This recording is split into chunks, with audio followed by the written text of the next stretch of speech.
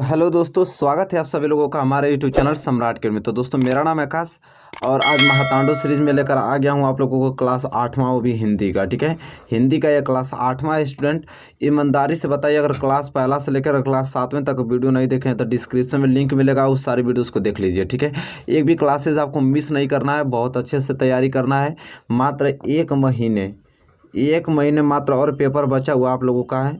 तो जितना अच्छे से आप तैयारी करना चाहें उतना अच्छे से तैयारी करके अच्छे मार्क्स ला लीजिए स्टूडेंट। ठीक है, क्योंकि एक महीने बाद अब जाहिर सी बात है कि मई में आपका पेपर स्टार्ट होने वाला है। 100% को कोई रोक नहीं सकता है, क्योंकि चुनाव इधर ही हो जाएंगे और मई में आपका डेट फिक्स हो जाएगा। ठीक है, टाइम टेबल जैसे ही आता है मैं आप लोगों को सूचित कर दूंगा कि इस दिन आपका कौन सा सब्जेक्ट का कौन सा विषय है। ठीक है, मैं टाइम टेबल आएगा बता दूंगा आप लोगों का, लेकिन फिलहाल आप लोगों को क्या करना है, मात्र एक महीने का समय है, तो इन सारे वीडियोज़ को आपको कंटिन्यूटी देखना है। तो चलिए आज की वीडियो स्टार्ट करते हैं।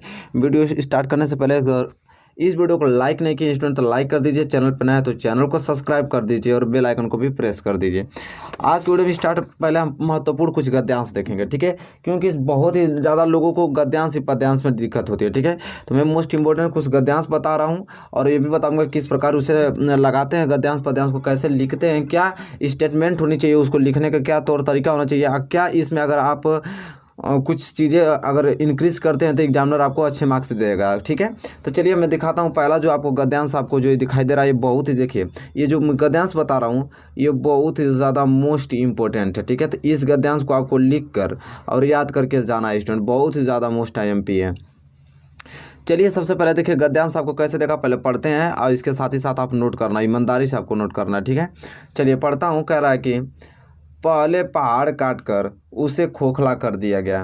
पहले पहाड़ काटकर उसे खोखला कर दिया गया, फिर उसमें सुंदर भवन बना लिए गए, जहाँ खंभों पर उभरी मूर्तें विहंस उठी, भीतर की समूची दीवारों और छतें रगड़कर चिकनी कर ली गईं और तब उनकी ज़मीन पर चित्रों की एक दुनिया ही बसा दी गई। पहले पलस्तर लगाकर आचार्यों ने उन पर लहराती रेखाओं में चित्रों की काया सिरज दी, फिर उनके चेले कलावंतों ने उनमें रंग भरकर प्राण फूंक दिए, फिर तो दीवारें उमंग उठी, पहाड़ पुलकित हो उठे। ठीक है, तो ये आपको देगा गद्यांश, ये जो मोस्ट इंपोर्टेंट गद्यांश आपको दिखाई दे रहा है ये तो आपको पेपर में देगा। पेपर में देने के बाद एक गद्यांश के बाद आपको कुछ नीचे प्रश्न रहेंगे। देखिए पहले प्रश्न देख लेते हैं, प्रश्न क्या क्या पूछता है। तो प्रश्न आपको पहला ये दिया है कि उपयुक्त गद्यांश का संदर्भ लिखिए। जो ये गद्यांश आपको दिखाई दे रहा है इस गद्यांश को आपको संदर्भ लिखना है और संदर्भ में यही लिखा चीज जाता है। ठीक है, संदर्भ में क्या लिखा जाता है स्टूडेंट की, ये किस चैप्टर से लिया गया है, इसके रचयिता कौन है, यही संदर्भ में लिखा जाता है, वो हम डिस्कस करने वाले हैं। फिर कह रहा है कि रेखांकित अंश की व्याख्या कीजिए। जो यहाँ पे रेखांकित अंश को आपको दिखाई दे रहा है कि भीतर की सूची दीवारें कर ली गई और तब उनकी जमीन पर चित्रों की एक दुनिया ही बसा दी गई, इसका आपको व्याख्या करना। कुछ लड़के क्या करते हैं कि ऊपर से ही व्याख्या पूरा चालू कर देंगे, नहीं, जो जिसके नीचे शब्दों के नीचे अंडरलाइन दिया रहेगा स्टूडेंट उसी का हम व्याख्या करते हैं। समझ में आया? तो देखिए यहाँ पे इसी चीज़ कह रहा, दूसरा कि रेखांकित अंश की व्याख्या करना है और तीसरा कह रहा है कि पहाड़ों को जीवंत कैसे बनाएं, जो पहाड़ों पर जीवन कैसे बनाएं गद्यांशों के आधार पर स्पष्ट कीजिए। ठीक है, पहाड़ पे अपना निवास कैसे हम रहेंगे, कैसे जीवन संभव हो सकता है पहाड़ों पर, उसी को कह रहा है कि इस गद्यांश के माध्यम पे और गद्यांश के आधार पे अपना स्पष्ट कीजिए। ठीक है, तो चलिए हम लोग पहले देखेंगे क्या स्टूडेंट के जो है गद्यांश आपको दिखाई दे रहा है इसका हम लोग संदर्भ पहले देखेंगे। क्या देखेंगे? संदर्भ। ये जो गद्यांश आपको दिखाई दे रहा है इसका पहले हम संदर्भ देखेंगे। अब संदर्भ में क्या है पहले देखेंगे कि इसको कौन लिखा है, किस चैप्टर से लिया गया था। संदर्भ देखिए यहाँ पे आगे आपकी स्क्रीन पे संदर्भ। संदर्भ में सिंपल ये आपका अ वाला है, अ में पहले संदर्भ पूछा था ना, तो संदर्भ में आपको सिंपल लिख देना है कि देखिए संदर्भ में आपको लिखना है स्टार्टिंग से कि प्रस्तुत गद्य अवतरण, क्योंकि ये देखिए गद्यांश से लिया गया है तो यहाँ पे गद्य अवतरण लिखेंगे। ठीक है, प्रस्तुत गद्य अवतरण हमारी पाठ्य पुस्तक किस से, हिंदी से। ठीक है, प्रस्तुत गद्य अवतरण हमारी पाठ्य पुस्तक हिंदी गद्य खंड में संकलित तथा भारतीय पुरातत्व के महान विद्वान कौन, श्री भगवत शरण उपाध्याय जी, श्री भगवत शरण उपाध्याय जी द्वारा लिखित अजंता शीर्षक निबंध उद्धृत है। ठीक ठीक है। तो ये आपका संदर्भ है। संदर्भ में क्या पॉइंट आपको ध्यान रखना है मैं आपको बता देता हूँ। जब भी आप संदर्भ लिख रहे हो तो देखिए ब्लैक पेन से आप संदर्भ लिखे पहले हेडिंग, फिर इस तरह तब लिखने जा रहे हैं तो पाठ्य पुस्तक हिंदी से लिया गया तो हिंदी को आप ब्लैक पेन से लिखें और उसके नीचे अंडरलाइन आप कर दीजिए, ठीक है, ताकि एग्जामिनर का ध्यान उस पर जाएगा। फिर देखिए गद्य खंड में संकलित तथा भारतीय पुरातत्व के महान विद्वान, अब कौन इसको लिखे हैं तो श्री भगवत शरण उपाध्याय जी, तो इनको भी ब्लैक पेन से लिख के नीचे आपको क्या कर देना है, अंडरलाइन कर देना है, ठीक है। तो आपको एग्जामिनर समझ में आ जाएगा उसको कि यही देखेगा कि हिंदी से लिया गया है, श्री भगवत शरण उपाध्याय जी लिखे हैं, और किस चैप्टर से लिया गया है उसको भी ब्लैक पेन से लिख के हाईलाइटेड कर देना जिससे अजंता से। यही 3 चीज़ देखेगा आपको संदर्भ में, और ये सब पूरा नहीं देखेगा, 3 ही चीज़ देखता है एग्जामिनर। हिंदी से लिया गया है, समझ में आ रहा है आपको, श्री भगवत शरण उपाध्याय जी लिखे हैं, और अजंता नमक से लिया गया है, बस आपको ये ट्रिक कर देगा, ठीक है, इसको सही कर देगा एग्जामिनर आपका संदर्भ। चलिए संदर्भ हो गया। दूसरा क्वेश्चन हमसे ये पूछा है कि रेखांकित अंश की व्याख्या कीजिए। तो देखिए रेखांकित अंश क्या कह रहा है यहाँ पे कि भीतर की समूची दीवारें और छतें रगड़कर चिकनी कर ली गई और तब उनकी ज़मीन पर चित्रों की एक दुनिया ही बसा दी गई। चलिए देखते हैं जो हमारे भगवत शरण उपाध्याय जी हैं वो इनकी व्याख्या कैसे किन शब्दों से करते हैं। तो देखिए हम लोग उत्तर में इनके लिखेंगे, पहले हेडिंग डालेंगे रेखांकित अंश की व्याख्या। रेखांकित अंश की व्याख्या डालने के बाद लिखेंगे हम लोग कि प्रस्तुत गद्यांश में लेखक का कहना है, प्रस्तुत गद्यांश में लेखक का कहना है कि गुफा की भीतरी दीवारों और छतों को विधिवत रगड़ कर चिकना बना लिया गया। तत्पश्चात उस चिकनी पृष्ठभूमि पर चित्रकारों के द्वारा अनेकानेक चित्र बना दिए गए जिनको देखकर ऐसा लगता है कि मानो चित्रों की एक नई दुनिया निर्मित कर ली गई है, ठीक है। तो स्टूडेंट कह रहे हैं हमारे भगवत शरण उपाध्याय जी कि उस दीवार को उन जो दीवार के छत हैं उसको रगड़ कर चिकनी बना लिया गया, ठीक है। उनको रगड़ के क्या कर दिया गया, पृष्ठभूमि है उसको चिकनी बनाकर उस पर कुछ चित्रकारों ने उस पर डिजाइन बना दिया, ठीक है। डिजाइन बनाने के बाद उनको देखने पर ऐसा लगता है कि चित्रों की एक नई दुनिया निर्मित की गई है, ठीक है। तो वहाँ रेखांकित अंश की व्याख्या यही हमारे भगवत शरण उपाध्याय जी इन शब्दों से कर रहे हैं, जैसा कि आपकी स्क्रीन पे दिखाई दे रहा है। आप आराम से इसको नोट करके अपने अब तो याद भी हो गया होगा आप लोगों को कि इसका कहने का मतलब क्या है, और आराम से आप इसका रेखांकित अंश की व्याख्या कर सकते हैं स्टूडेंट, ठीक है। चलिए अब देखिए, तब यहाँ पे आपने बहुत अच्छे तरीके से रेखांकित अंश की व्याख्या कर लिया।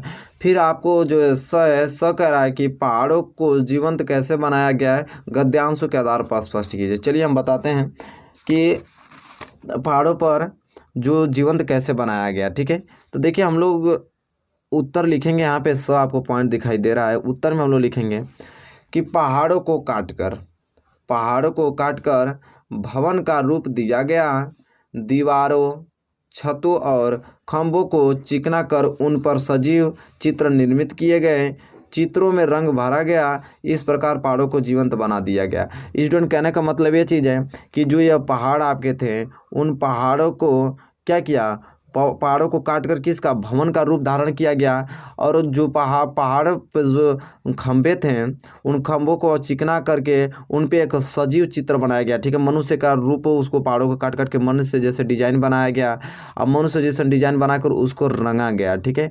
रंगने के बाद तब जाके उसमें रंग भर दिया गया और इस प्रकार पहाड़ों को जीवंत बना दिया गया। तो देखिए बहुत ही अच्छे तरीके से ये जो आपका गद्यांश था, हमने बहुत अच्छे तरीके से इस गद्यांश को भी हमने नोट कर लिया और अच्छे तरीके से, और इसका मैंने संदर्भ भी देख लिया, रेखांकित अंश का व्याख्या हमने देख लिया, ये भी देख लिया कि हम पहाड़ों को जीवंत कैसे बनाएंगे, ठीक है। वो भी गद्यांशों के आधार पर मैंने स्पष्ट कर दिया। तो यह महत्वपूर्ण आपको गद्यांश की इसी कीमत पे आपको तैयार करके जाना है स्टूडेंट, ठीक है। चलिए तो ये बहुत ही ज़्यादा मोस्ट इंपॉर्टेंट गद्यांश है, बहुत बार पूछा गया है, तो इसको आपको नोट करके याद करके जाना, तो याद भी हो गया होगा, ठीक है। चलिए हम लोग कुछ महत्वपूर्ण पद्यांश देखेंगे। ये आपका तो गद्यांश क्लियर हो गया ना, अब हम लोग क्या देखेंगे, पद्यांश देखेंगे, वो भी महत्वपूर्ण। देखिए स्टूडेंट, अब हम महत्वपूर्ण पद्यांश देखें, जो मैं बता रहा हूँ इस वीडियो में ना क्वेश्चन, वो समझिए कि बहुत ही ज़्यादा वेरी मोस्ट IMP है, ठीक है। क्योंकि ऐसे क्वेश्चन मैं चूज किया हूँ, ऐसे पद्यांश गद्यांश चूज किया हूँ कि जो कि बहुत ही ज़्यादा सबसे ज़्यादा यही पूछे गए हैं, इसी को मैं चूज किया हूँ, ठीक है। तो बहुत ही ज़्यादा कहीं ना कहीं बहुत ही ज़्यादा बेनिफिट होने वाला है आप लोगों को 2021 बोर्ड एग्जाम में। तो देख लेते हैं महत्वपूर्ण पद्यांश। आपने गद्यांश को देख लिया, आप गद्यांश को कैसे सॉल्यूशन करते हैं, इस तरह पद्यांश को। तो देखिए पद्यांश आपको 2 लाइन का है, इस 2 लाइन को पढ़ लेते हैं, बढ़िया से आप नोट कीजिए हमारे साथ कि बढ़त संपत्ति सलीलू मन सरोजु बढ़ी जाई, घटत सुना फिरी घटे बरु समूल कुंभिलाई। ठीक है, तो यहाँ पे यह महत्वपूर्ण पद्यांश है जो आपको देख पा रहे हैं। और इस पद्यांश के बाद इसका देखिए पद्यांश में क्या क्या लिखना पड़ता है, पहले संदर्भ लिखना पड़ता है। तो पहले संदर्भ में वही चीज़ कि किस चैप्टर से लिया गया, इसके रचयिता कौन है, ये चीज़ देखेंगे हम लोग। तो चलिए आसानी से पहले हम लोग इसका संदर्भ पढ़ लेते हैं। संदर्भ यह है कि प्रस्तुत, देखिए दुआ से लिया गया, ये क्या है, एक दुआ है। तो हम लोग लिखेंगे प्रस्तुत दुआ, प्रस्तुत दुआ कविवर बिहारी द्वारा रचित बिहारी सतसई से हमारी पाठ्य पुस्तक हिंदी के काव्य खंड में संकलित भक्ति शीर्षक से उद्धृत है। अब देखिए प्रस्तुत दुआ कविवर किसके, बिहारी के द्वारा। तो बिहारी को आपको क्या कर देना है, ब्लैक पेन से लिख देना है। बिहारी द्वारा रचित बिहारी सतसई, तो अब बिहारी सतसई को भी ब्लैक पेन से लिख देना ताकि एग्जामिनर का फोकस इन्हीं चीज़ों पे पड़े। ठीक है, तो यही चीज़ होते हैं फैक्ट चीज़, कुछ मेन पॉइंट आपको हाईलाइटेड कर देना है ताकि एग्जामिनर का ध्यान वहाँ जाए और उसी को देखकर आपको फुल मार्क्स वो एग्जामिनर दे दे। ठीक है, और देखिए भक्ति शीर्षक से उद्धृत है ना, देखिए हिंदी से लिया गया तो हिंदी को हाईलाइट कर देना है, भक्ति शीर्षक से उद्धृत है तो भक्ति शीर्षक को उद्धृत जो भक्ति को हाईलाइटेड कर देना। तो देखिए मात्र संदर्भ में बस 3-4 चीज़, 1 2 3 4, बस इन 4 चीज़ को हाईलाइट कर देंगे ना, वो भी स्पष्ट रूप से तुरंत एग्जामिनर आपको तुरंत कॉपी को आगे बढ़ा देगा कि मतलब कि बंदा ने सही लिखा है, पढ़ा लिखा है। ठीक है, चलिए संदर्भ के बाद इसमें क्या होता है, पद्यांश में हम लोगों को प्रसंग भी लिखना पड़ता है। अब प्रसंग कैसे लिखना पड़ता है, देखिए प्रसंग का मतलब ये चीज़ होता है कि इस पद्यांश में किन चीज़ों की बात हुई है, मेन पॉइंट उसका, उसी को हम बोलते हैं प्रसंग। वो आगे ही लिख दिया जाता है ताकि नाम समझ में आ जाएगा कि हाँ आखिर में यह पद्यांश में किन चीज़ों की बात हो रही है। तो देखिए प्रसंग में कह रहा है कि प्रस्तुत दोहे में कवि ने धन के बढ़ने पर मन पर पड़ने वाले प्रभाव को वर्णन किया है। देखिए प्रस्तुत जो यह दोहा है इसमें बता रहे हैं कवि कि अगर धन बढ़ रहे हैं तो मन पे क्या प्रभाव पड़ता है, उसके बारे में इस पद्यांश में डिस्कस किया गया है, वही हम देखेंगे। इसके बाद आपका व्याख्या आता है। और देखिए इसकी व्याख्या जो कवि हैं अपने बढ़ा चढ़ाकर अपने शब्दों में किए हैं, उन चीज़ों को हम लोग देखेंगे स्टूडेंट।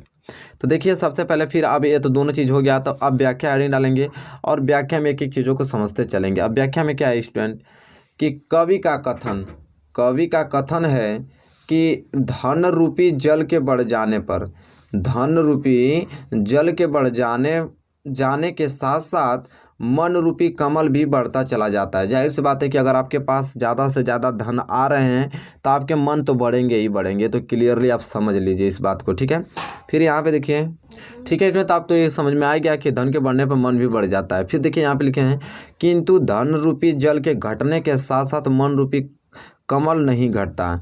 ठीक है, कह रहा है कि अगर धन घट रहे हैं तो आपके जो मन है वो घटता नहीं है। ठीक है, और बल्कि आप ज़्यादा सोचने लगेंगे, अपितु समूल नष्ट हो जाता है। अर्थात धन के बढ़ जाने पर मन की इच्छाएं भी बढ़ जाती है। जाहिर सी बात है अगर आपके पास पैसा ज़्यादा आ जाएगा तो आपकी इच्छाएं भी बढ़ जाएगा कि मैं ये कर लूँ, वो खरीद लूँ, ये बना लूँ। ठीक है, परंतु धन के घट जाने पर मन की इच्छाएं नहीं घटती। जाहिर सी बात है अगर धन घट जाएगा तो आप ये नहीं सोचेंगे कि हाँ चलिए मेरे पास 2 रुपया है तो इसमें रुपया मतलब इतने में ही मैं कुछ चीज़ें कर लूँ, नहीं, आपका सोच उतना ही बड़ा रहेगा कि हाँ और ज़्यादा पैसा आ जाता तो ये कर लेता, ये कर लेता। तो धन घटता है तो मन की इच्छाएं नहीं घटती हैं, बल्कि धन बढ़ जाता है तो मन की इच्छाएं बढ़ जाती हैं। ठीक है, ये कवि कह रहे हैं हमारे।